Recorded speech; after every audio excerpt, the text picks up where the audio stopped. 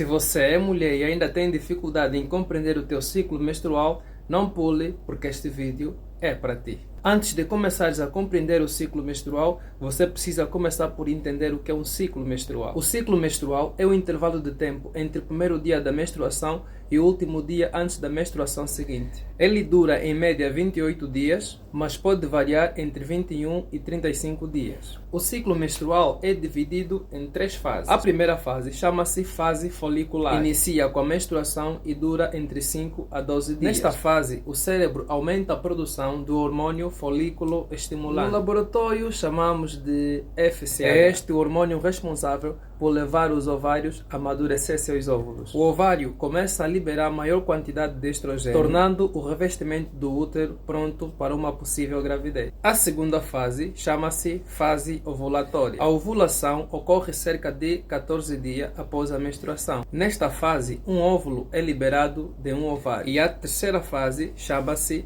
fase lútea. Inicia após a ovulação e dura cerca de 14 dias. Nesta fase, as células das paredes do folículo iniciam a produção de progesterona, preparando o útero para uma possível gravidez. Ai, professor, confesso que não entendi nada. Eu estou a dizer que o ciclo menstrual ela compreende 3 fases. E eu disse que a primeira fase chama-se fase folicular. Ela chama-se fase folicular porque é durante essa fase que os folículos ovarianos que contêm os óvulos estão em processos de desenvolvimento e maturação sob a ação do hormônio folículo estimulante, o FSH. Em palavras mais simples, os folículos são como se fossem sacos cheios de líquidos que contêm óvulos em desenvolvimento. E durante essa fase, o revestimento do útero, no caso o endométrio, está espesso com líquidos e nutrientes destinados a nutrir um possível embrião. E esta fase folicular inicia no primeiro dia da menstruação e dura cerca de 5 a 12 dias. Durante esta fase, o cérebro aumenta a produção de FSH, que estimula a produção e maturação dos folículos ovarianos. Na verdade, cada folículo contém um óvulo em desenvolvimento e geralmente apenas um folículo se torna dominante e continua a desenvolver. E este folículo dominante produz cada vez mais estrogênio. É o hormônio que organiza o ciclo menstrual e prepara o útero para uma possível gravidez. E é esse estrogênio que está a ser produzido em maior quantidade que vai preparar o revestimento do útero para uma possível implantação. E depois temos a fase ovulatória. Ela é chamada assim porque é durante essa fase que ocorre a ovulação. A ovulação é o momento em que um óvulo maduro é liberado do ovário. E isso é um momento crítico para a fertilidade feminina, pois o óvulo liberado é pronto para ser fecundado pelo senhor espermatozoide.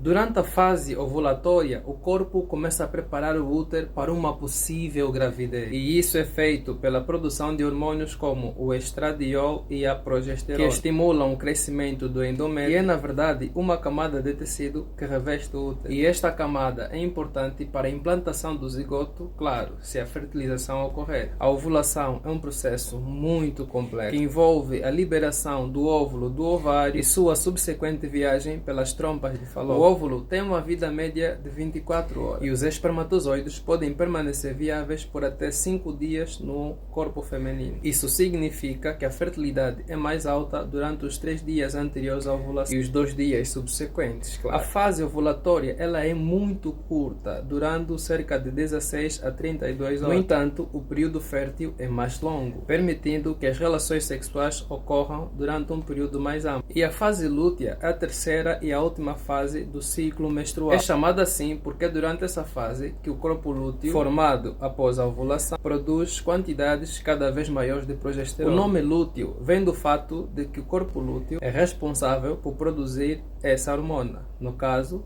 a progesterona, né? A fase lútea começa após a ovulação e dura cerca de 14 dias. Ou seja, desde o dia seguinte à ovulação até o dia anterior ao início da menstruação. Durante essa fase, o corpo lúteo produz progesterona, que tem várias funções importantes. Se não houver fecundação nessa fase, os níveis hormonais diminuem, causando a menstruação e iniciando um novo ciclo. Agora, você sabia como encaixar isso usando a tabelinha, observando as possíveis irregularidades que pode ocorrer durante os ciclos e observando os sinais que possam te indicar uma das fases? Se não, peça nos comentários a parte 2, deixa seu like e me siga para não perder o próximo vídeo.